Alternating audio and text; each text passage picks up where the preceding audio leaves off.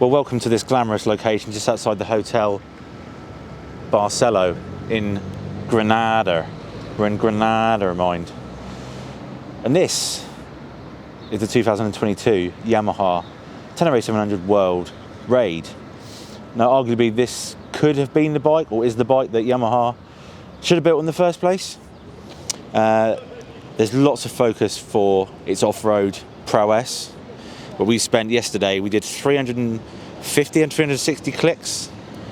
Most of it was off-road, but we did a lot of on-road too. And yeah, it was a proper test on this bike, but we'll just give you a quick kind of walk around for the moment. So Yamaha sold 30,000 of these since the launch in 2019. So obviously it works. It's a bike that's popular all across Europe. Little old UK, I think, on average is about 12% of its sales. But it's been a very successful bike, and that's exactly why Yamaha have made this World Raid. The major highlights. So you've got these twin puppies at the front now, and that is a 23-litre tank. And Yamaha reckon the twin tank gives a better balance and centre of gravity. And apparently it's close, or quite close to the Ténéré 700, the standard bike. Now you have to refill both tanks separately, but they are connected via a solenoid valve, so you get kind of an even distribution. And talking of distribution, now the bike is now 50-50, so there was more weight on the front, but now it's 50-50 to give more stability off-road. And the other kind of major upgrade is the suspension.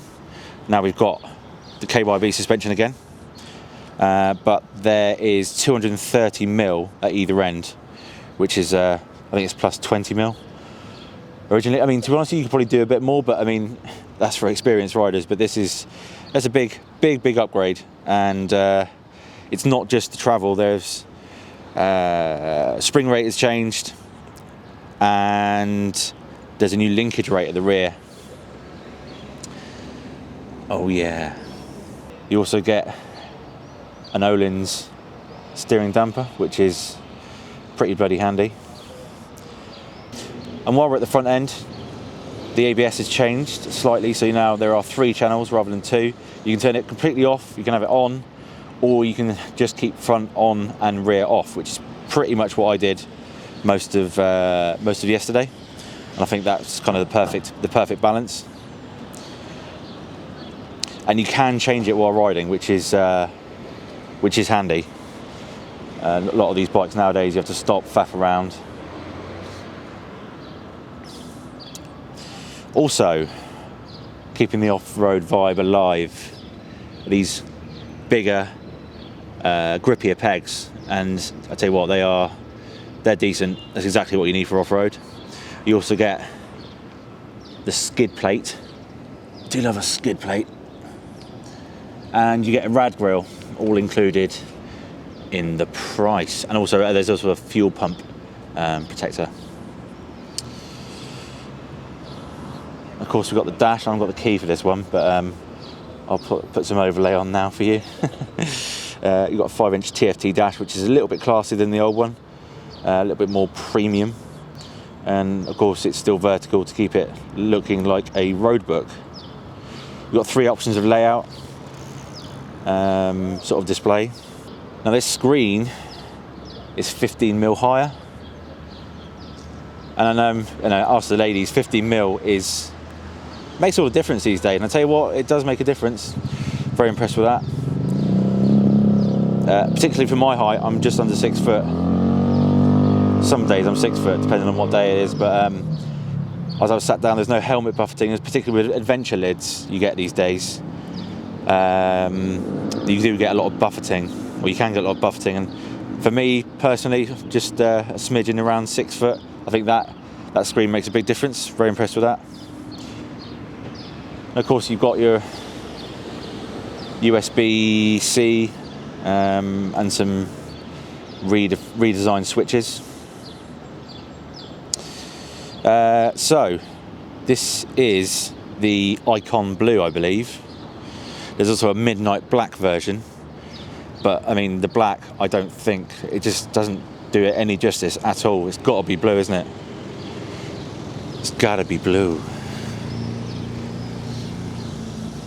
They are available, or should be available, end of May, early June, and the World Raid will cost you £11,300, ready to ride.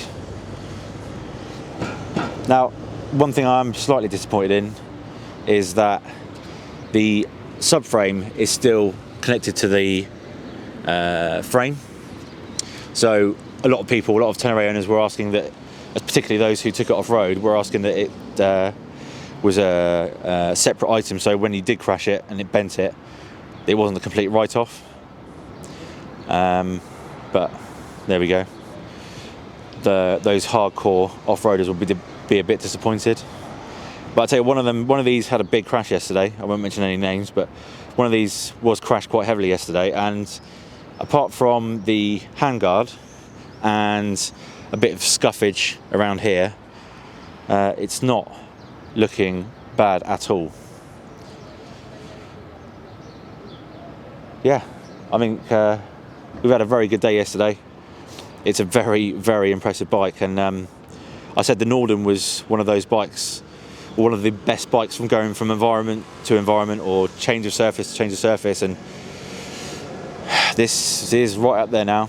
I think these few changes have made a big difference, and not just off-road but on-road. And I'll tell you what, I won't say any more. We have to wait for the review, which will be out very soon. But as you can probably tell, recently we've had so much to shoot and so much to do, lots of launches, lots of tests, lots of stuff back in the UK anyway as well, and I'm running seriously behind, but we've got lots of stuff coming up for you guys. So thanks for watching, both on 44 Teeth and Bike Sausage.